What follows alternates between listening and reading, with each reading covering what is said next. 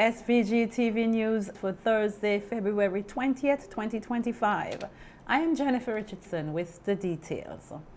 President of Cricket West Indies, CWI, and now NDP candidate for North Leeward, Dr. Shallow, has clarified that the position of CWI president is not an executive role, unlike certain high-ranking positions in the Caribbean. In an interview with SVG-TV News, Dr. Shallow maintained that there is no conflict of interest between his role as CWI president and his candidacy for political office. This statement comes in the wake of Prime Minister Dr. Rav Gonsalves suggesting that Dr. Shallow should reconsider his decision to make himself available for re-election as CWI president. Right. I want people to understand it is not an executive job. So when reference are being made to the president of the CDB, right, a CARICOM, or even the vice chancellor of university, those are all full-time executive positions. The reason I'm here with you doing this interview is because I have that flexibility. I'm not an executive manager for anything. It is really equivalent to a chairman of a board.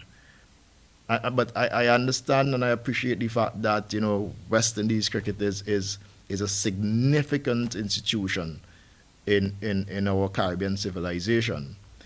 But it's also we have, and that is why you have documentation like the Constitution and so on to guide us with our involvement in different activities and so on. So again, I answer your question. There's absolutely no conflict. Dr. Shallow noted that he has done his due diligence before entering politics. He explained that this process included consulting with legal experts, both locally and regionally.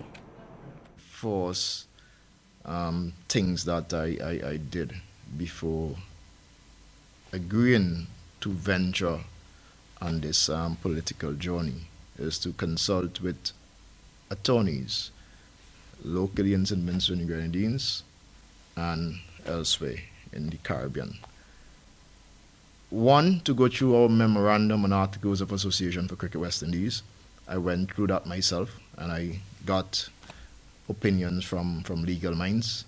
And also I checked the Constitution of St. Vincent and Grenadines, and neither I should suggest any conflict whatsoever with this role. And listen, the Prime Minister of St. Vincent and Grenadines did state that. He did state in several interviews that there's nothing documented that prohibits me from being the president of Cricket West Indies and a candidate for the New Democratic Party. Dr. Shallow will be running for re-election as president of Cricket West Indies, with the election scheduled to take place next month. Of the 246 persons who lost their jobs for failing to comply with the government's COVID-19 mandate and who held pensionable posts, 116 have since returned to work, while 130 are yet to take up the government's offer to do so, 82 of whom are teachers.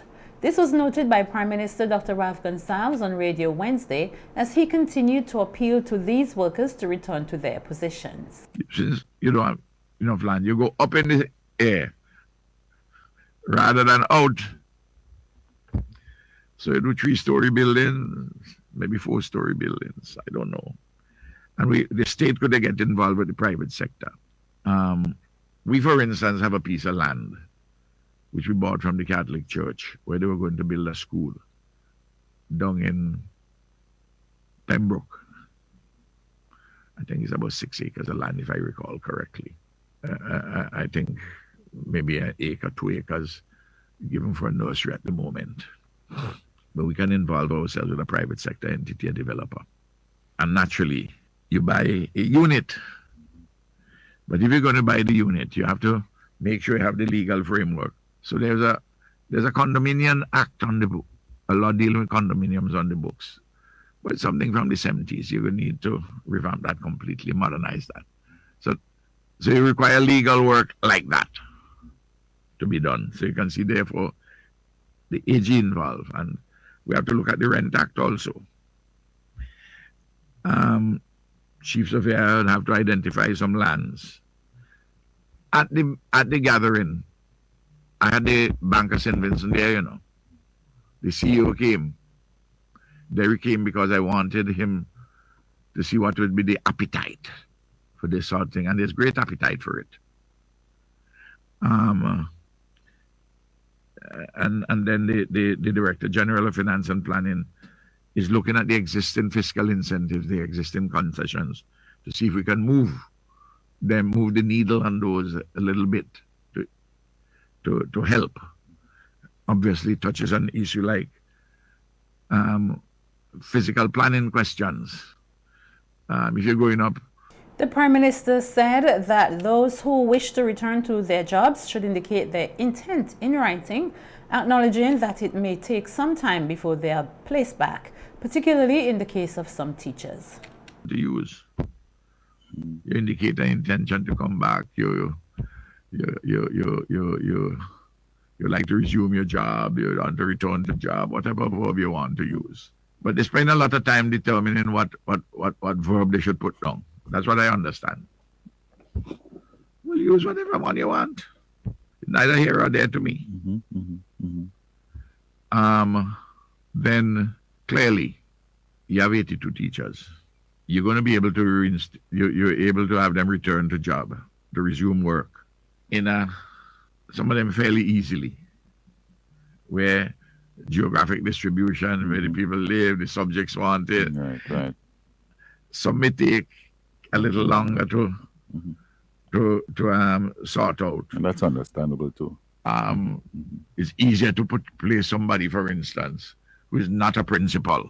It's easier to deal with principals by the end of the year, the end of the school year, in preparation for the new one, because there are always some principals who are probably retiring and so on and so forth.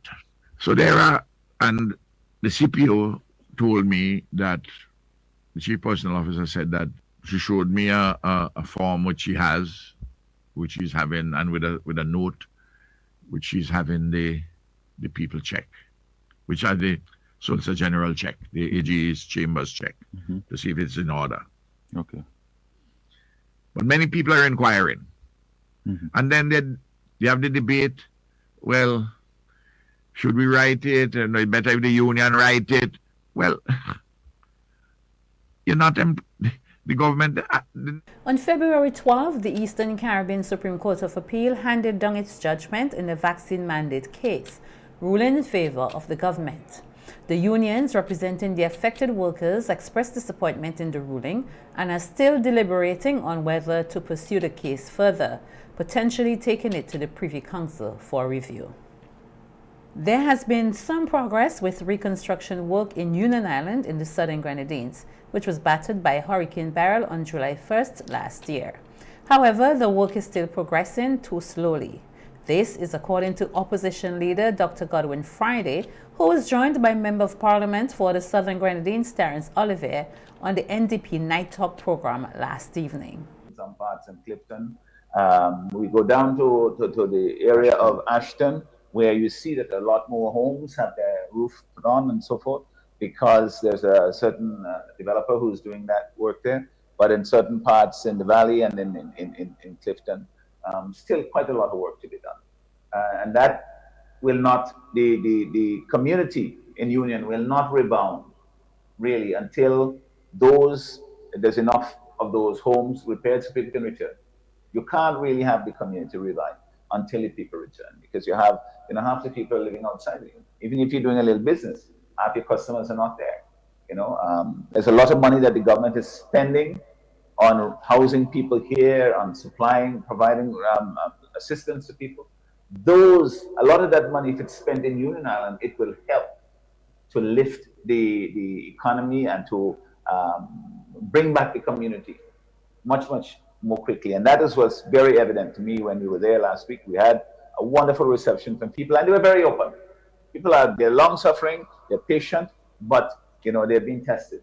And so, quite frankly, we have to keep advocating for them to make sure that the government treats this as a disaster.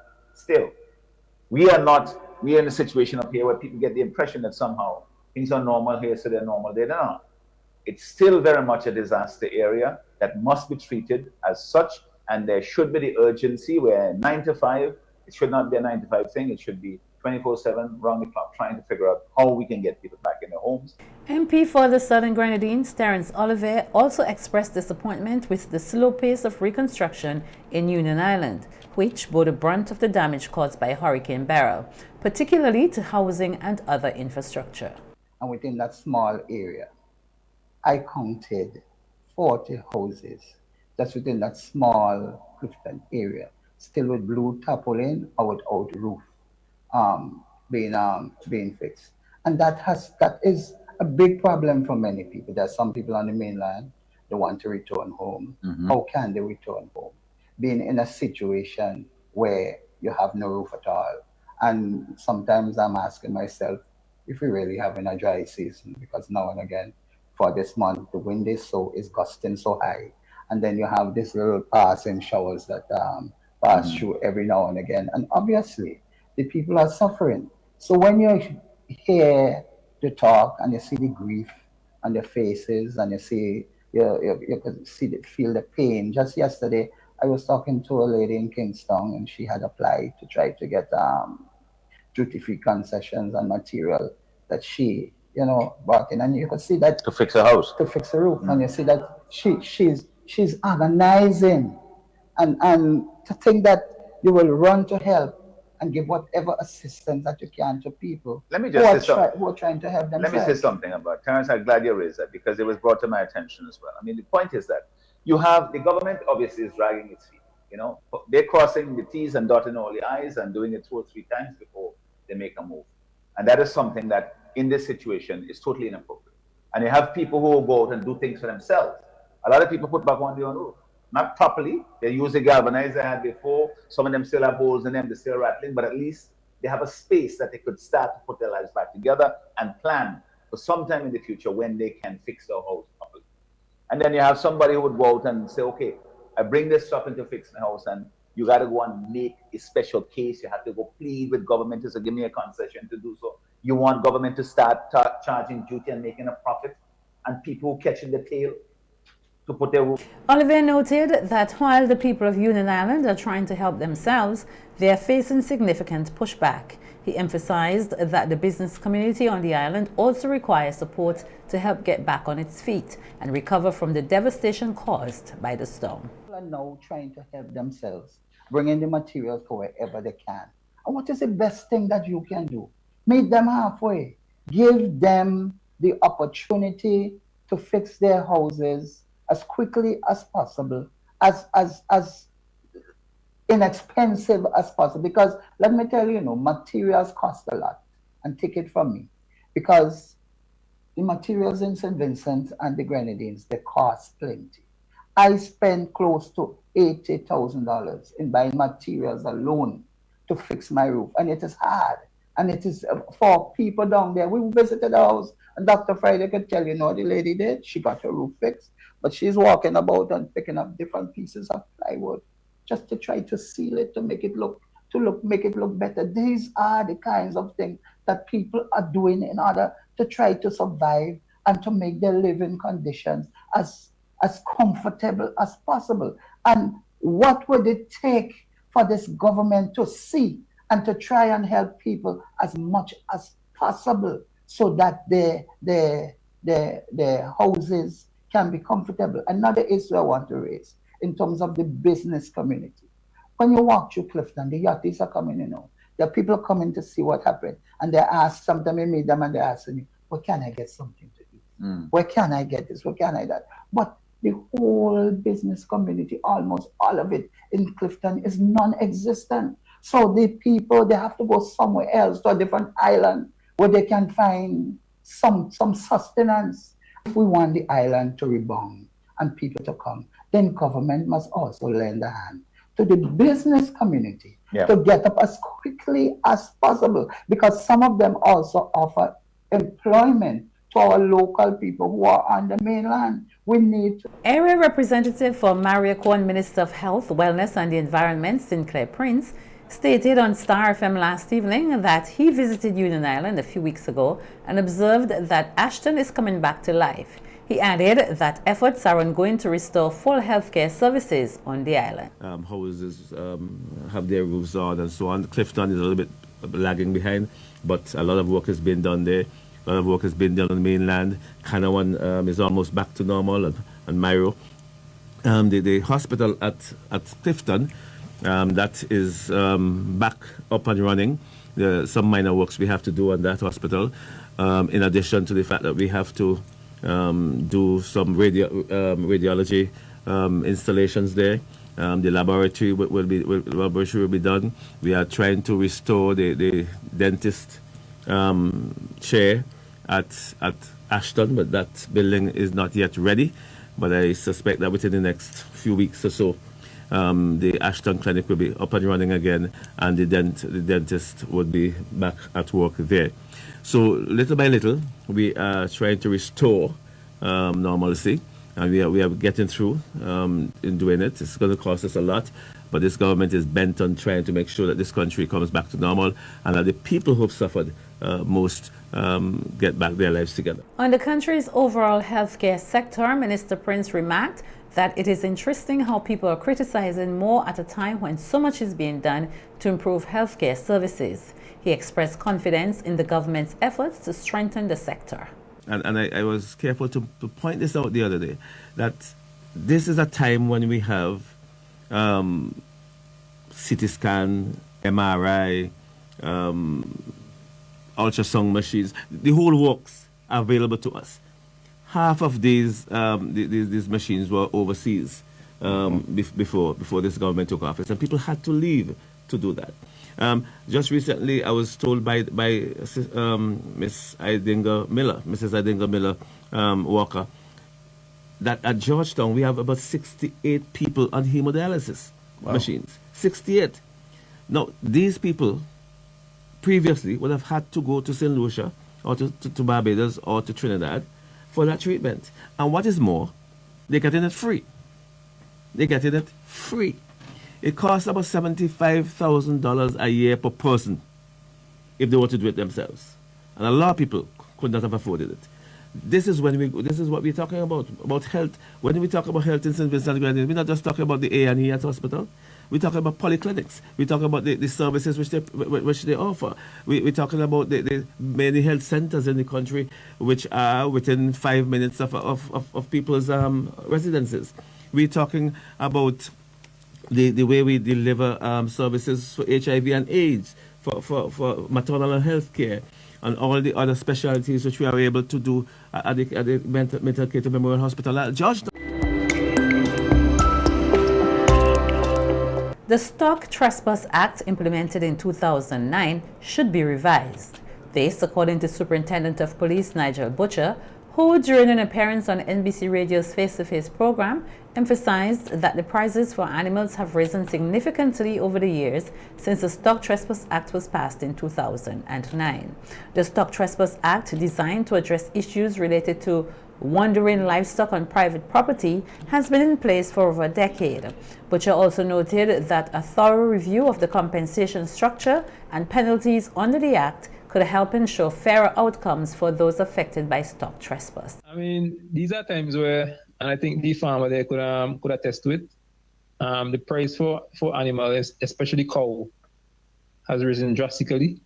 And I think it's because of the cost for feeding and medication and so. I mean, this act was drafted in 1991. Has been amended several times. Mm-hmm. Mind you, the last amendment was in 2009. And given the time difference, 2009 till now, I think it's a very long time, and I think that these apps need to be revisited, revised, because mind you, in 2009, I'm not sure the price of a cow was $9,000. Superintendent Butcher stated that a revision of the Act is needed, as the current form of compensation is too low to cover the damage these animals can cause. He highlighted that the growing value of livestock, alongside the increased risk and damage associated with trespassing animals, make it necessary for the legislation to be updated. I really think that some revision should be made in terms of the amount of payment, especially where hog or pig where they are concerned, because these animals, depending on how long they are on your land, will cause a lot of damage. Right? They will cause more damage than even a cow or even a horse, because they will eat a lot of your produce and they will cause a lot of damage in terms of rooting up your land. And I really think that for persons out there who are listening, especially those who deal with legislation and drafting and so, I think that there's some revision that should be made in terms of compensating the farmers more for these damages. There has been a spike in the number of traffic offences involving license plate regulations. This is according to Sergeant Philip King of the Traffic Department of the Royal St. Vincent and the Grenadines Police Force, who spoke on the WeFM's COP chat program this morning. We've been seeing a trend where a lot of motor vehicle owners, operators are having their number plates being placed on their dashboard. And according to the law, that's an offense. The number plate should be affixed to the front and rear in an upright position. So we are appealing at this present moment to all operators, motor vehicle operators, to desist from doing that. Otherwise, you will be prosecuted accordingly. Station Sergeant Kenny Jones, who was also on the program, highlighted another issue, the presence of foreign license plate numbers on vehicles. He noted that this has become a growing concern as more individuals are using plates from outside the country. I've been displaying foreign license plate numbers. We also want to reiterate the fact that that is an offense, because under the Traffic Act, it speaks about having other letters and figures on your motor vehicle without the written permission of the Commissioner of Police. So if you have other letters and figures affixed to the front of that motor vehicle, or that is being displayed on the front of that motor vehicle, whether it's on the front or the rear, without permission from the licensing authority, it becomes an offense and you can be prosecuted. So persons who are in the habit of putting this foreign number plate on the front or on the dashboard to display it, it is an offense and the police can have it removed. Inspection can be carried out on the motor vehicle. Once anything is found on that motor vehicle that is not in keeping with the provisions of the Act, the officer has the authority to remove to make you remove what is there on that motor vehicle. Station Sergeant Jones stated that as part of efforts to address these issues, the police are appealing to businesses that produce number plates to ensure they adhere to traffic laws and regulations. He emphasized the importance of enforcing proper standards to help reduce violations and ensure road safety for all. I've been trying to find a way in which you could speak to business owners who deals with producing a number plate to see how they could have this matter regulated. So there have been ongoing conversation in terms of how they could regulate the number plates throughout St. Vincent and the Grenadines. But it is cause for concern, right? And just to complement what the sergeant just said, persons are making a number plate not in keeping with the law. It is a law that the plate meets a requirement. There's a specification in terms of the numbering, the sizing, the size and the spacing of which that number plate should be made. So the message that we want to send to business owners as well is that you have to know what the law says before you produce a number plate. As part of Heritage Month activities next month, Vincentians will have the opportunity to view Garifuna films, both locally and internationally produced. Local Vincentian filmmaker Ackley Olton will be spearheading the screening of these films, which will take place over the 3 days of the Garifuna Conference at the University of the West Indies Global Campus. Olton, who has been involved in filmmaking for several years, emphasized the importance of empowering people through film. A lot of time over the years filming the community, filming the events as they're going on and developing documentary projects. And I'm happy to say that this year the Garifuna Heritage Foundation has asked me to partner with them to bring you a series of film screenings. So first of all, I want to say films are powerful cultural time capsules. We preserve our stories, we preserve our traditions, and they connect us to our roots. They help us to revive and protect what makes us uniquely Vincentian. So this year we're going to have a series of film presentations from the 11th to the 13th of March, 6 p.m. to 7:30 p.m. daily. Alton mentioned that the film screenings will include short films from himself, other local filmmakers and filmmakers from Honduras, showcasing a diverse range of Garifuna culture and experiences. Going to feature a film from Angel Vario, who is a Honduran American, and it's a spiritual film, a sort of modern day take on what it means to be Garifuna, a guy from the diaspora moving back home, and the challenges he encounters. The second, it's a film that's very special to me. It's called Uramin Homeland by Andrea Leland. I saw this film being filmed. The filmmaker came to St. Vincent. She was here. She was going around interviewing lots of people. In some ways, I think this may have been one of the early inspirations for me. And finally, on day 3, we're going to have a series of short films from local filmmakers such as Colin Brown, Dante Oliver, and myself, who have also been, making our contribution cinematically. The Garifuna Heritage Foundation plans a number of activities for March, with the highlights being the National Schools Garifuna Folk Festival and the International Garifuna Conference.